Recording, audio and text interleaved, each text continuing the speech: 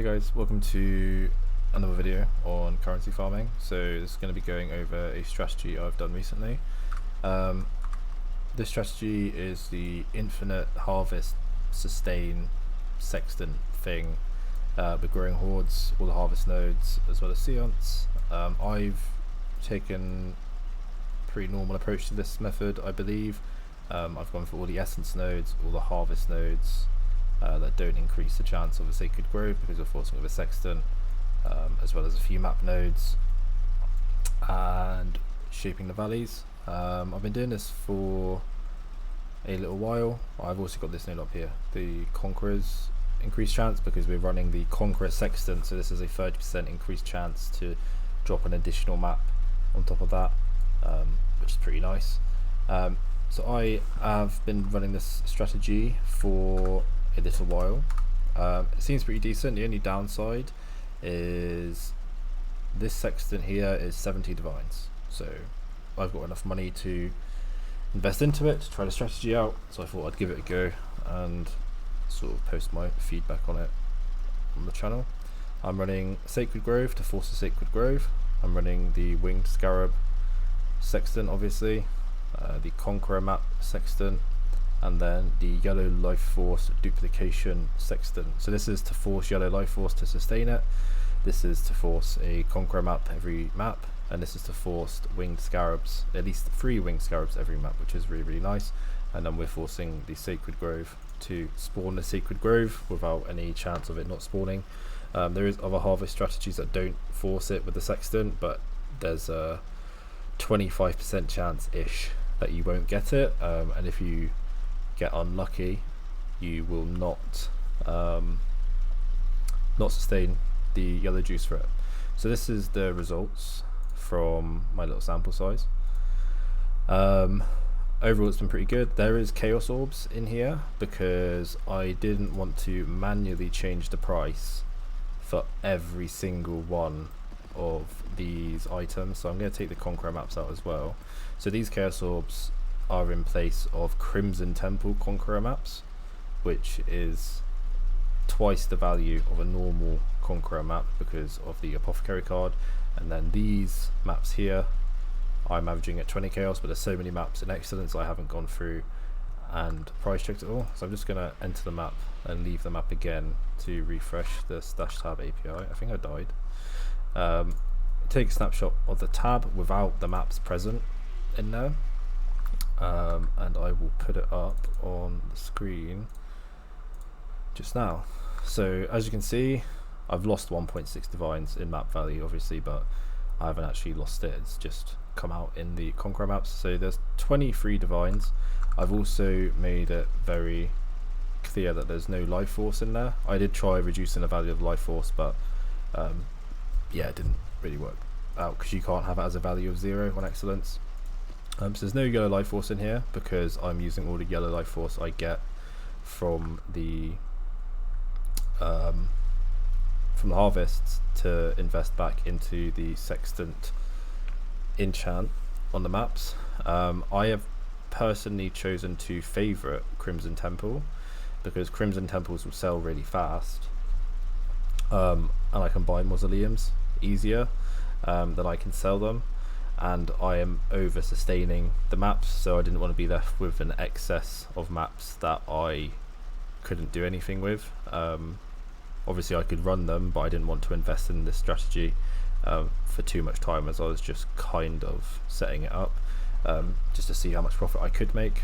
I do think I'm going to be doing this long term ish because the amount of profit I've made is really good. If I go ahead and search on the Excellence and just search for Winged Scarabs, as you can see there is quite a high quantity of Winged Scarabs. So at the minute I've got at least 6 of everything besides Bestiary, I'm not sure why, and I've got 10 divination. So these are pretty accurately priced in terms of how much I can get for them. However, if you have more than 9, you can usually sell every single scarab that isn't divination or ambush for 9 to 1 divine. So this is like a pretty conservative estimate of how much I've made, just off the excellence alone, and the excellence is showing 24 divines.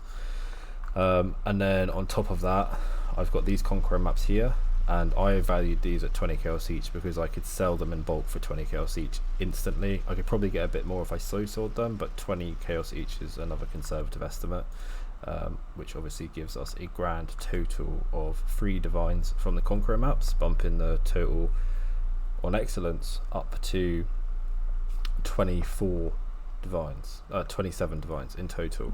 A few of the pros from this strategy I have found are it is incredibly easy. There's no time spent messing around in the hideout.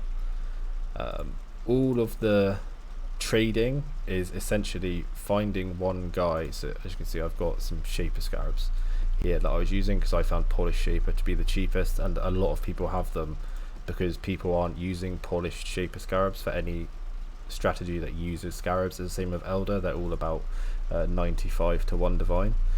So I believe I bought 1 divine's worth of shaper scarabs. So I bought 90. No, I didn't buy 90. I've lied. I bought 2 divines worth of shaper scarabs, and I bought around 180 of them. So if I do 172 divided by 4, that means I've run a grand total of 43 maps for this total loot. I also haven't got anything of significant value, and there is only 1 invitation. It's buried in here somewhere. So I've run 43 maps and I made 27 divines. So if we do 27 times 250, that gives us 6,750. And if I divide that by 43, that gives me a grand total of 156 chaos on average per map I've ran, just from 43 maps. So you're making over half a divine orb for every map that you run.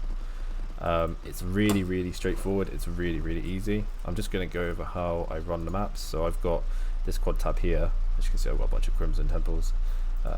Get a map out. What I do is I chisel it, I then alch it, and the most important part of this strategy is rolling the quantity. I roll the quantity to over 85%. If I can, if I spend like 10C and it's something like 82 or 83, I will just settle on it. And then I haven't got the horticrafting station out in this new hideout I found. Go over to the horticraft station, you want to type in Sextant, and then you want enchant the map with does not consume Sextant's modifier. And then the main thing this strategy revolves around is the Exarch, the Eater of World altars. So we are basically stacking quantity from the Exarch Eater altars, and then we're going into the harvest at the very end of the map. So I'm going to go into here, get some scarabs out. I'm going to put 2 in each of the slots, and then Fortune Favours the Brave, really important for pack size. And you can put a master mission on if you want. I've been doing Iron Hard, but for the sake of the video I'm just not going to. I always double check it doesn't consume the Sextants because it's very expensive if you do. And then I go ahead and I enter the map. I'm going to turn the sound down a little bit just because I have had issues with my microphone not being too loud in terms of when I'm in the map. So essentially all you do is you blast through the map. You're going to spawn the influence.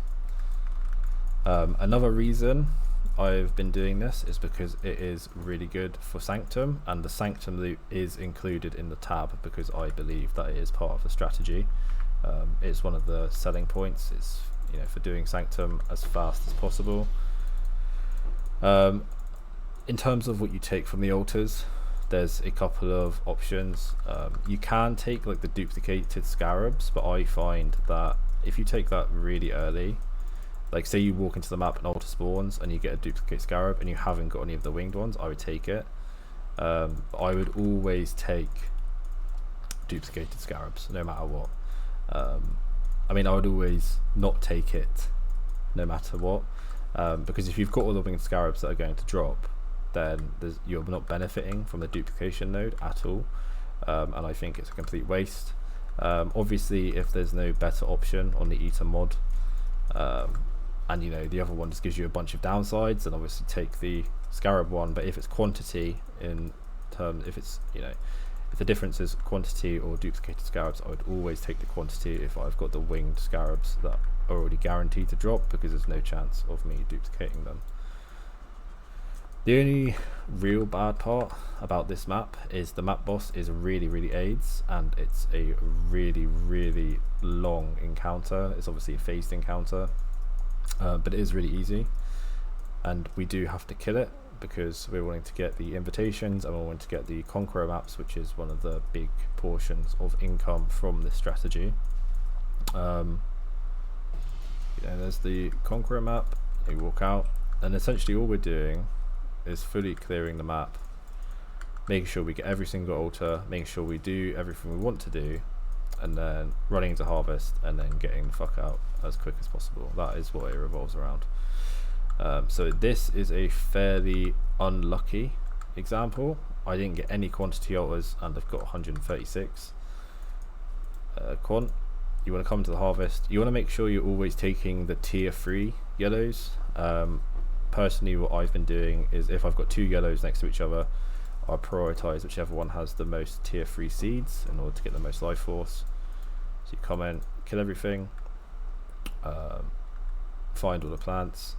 So there is some situations, so the only time I would take a blue or purple plant in place of a yellow plant is if the blue or purple plant had a boss on it, so there's like a unique line of text, and the yellow plant didn't have any tier 3 seeds. If there was a tier 3 seed on the yellow, I would take it over that. That's what I've been doing, and I've been sustaining just fine. In terms of juice, you will have unlucky streaks where you just don't sustain, or you very close to sustaining but it's just not quite enough. On average you do sustain the maps. You may need to buy some life force, but over an extended period of time. So I haven't done that big of a sample size. I've only done 43 maps, and I have been sustaining perfectly fine. So another thing here, this one has more tier 2 seeds than the other, as well as the same amount of tier 3, so I've taken that one. I'm just going to kill them off, make sure I get the life force. I think this map is a good example of getting unlucky, because obviously I've cleared the entire harvest, the map is supposed to be entirely cleared, and I've only got, well I say only, I've got 1.9k life force, so that's not enough for the Sextant, but you do have maps where you get more than 2.5k, and that obviously make up for the times where you do not get as much. Just going to do another quick loop around this map to make sure I've got all the eater mobs that have spawned or are hidden away, and there it is. So that's it. The maps are really easy. The main reason I wanted to do this strategy was because I just really got tired of messing around with sextants and having to put them on every 4 maps and only being able to have 4 maps in my inventory at a time, having to get 4 sextants and 4 maps out every time I was running maps. This seems to be comparable to June's Legion in terms of profit per hour. I can run substantially more maps per hour, but obviously I've been taking it quite easy. I've done 43 maps over about, I want to say 3 hours or so, 3 to 3.5 hours in total, and it's been really easy. Like, I haven't been blasting or doing anything, and I've also got 0 divines from the Sanctum, and I've only had 1 divine drop naturally. Obviously if you were to do Sanctum with this consistently, as well as getting, you know, maybe a bit more lucky on terms of divine drops, I think this could be upwards of 8 divines an hour. I'm just gonna average it. I would say 7 to 8 at a normal pace. If you go fast, you're obviously going to make a lot more money, but this strategy is definitely really good because it's all about a map to map basis and how much currency you make. It's not like having to sell everything in bulk to make your money back like it is with Legion. You literally sustaining the life force, you sell all the maps at once, and most of the scarabs will sell instantly. And if you've got really bad scarabs that don't sell, you can use any excess crystallized life force, or is it wild life force, to reroll those scarabs into ones that will sell. Personally, I'm going to be using my wild life force to reroll anything that isn't, the top 3 winged. So anything that isn't harbinger, divination, or ambush, I will be using the life force I get myself to roll them and attempt to get either divination, harbinger, or ambush. The main reason for that is I don't have I know I won't obtain enough of this to sell in a large quantity. You need 11,000 to get a divine for it, and obviously it's a very rare occurrence that you do take the wild nodes.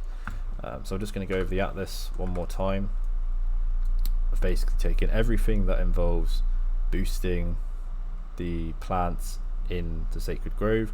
There's a couple of nodes I haven't taken, so obviously I haven't taken the nodes down here to increase the chance of containing the Sacred Grove, because we don't need it because we're forcing on every map. And then here I haven't pathed round to get these nodes. I've come down here and gone up because we again don't need the Sacred Grove nodes. So I'll leave this on the screen. I'll also put a screenshot of it in the description. I've gone for Essence as the secondary one because I think Essence is consistent-ish and you can sell them really easily in bulk. Science is mandatory, and I would say Eater of Worlds is mandatory for this strategy, but it's really good on Mausoleum because you do not get boss altars, so the probability of you getting Divine Orbs is doubled. So the chance of you getting a Divine Orb altar has gone up by twice. It's really consistent. The only downsides to the strategy is obviously the Sextant being as expensive as it is. You definitely could replace the winged Sextant with the gilded Sextant. However, you're going to be making a lot less money, but it is going to be a decent reclined currency making method. It's definitely one of the more laid back approaches I've taken. So if you don't have 70 divines, you could always try out the gilded strategy. It's probably decent. I wouldn't say it's going to be as good as this, but it'll probably be around the 4 to 5 divines per hour depending on how fast you are. Obviously the winged Sextant definitely takes it up a substantial amount. This video is a bit longer than the other ones obviously, so I've been talking shit for a while, but that's pretty much everything. Thanks for watching and make sure to like the video.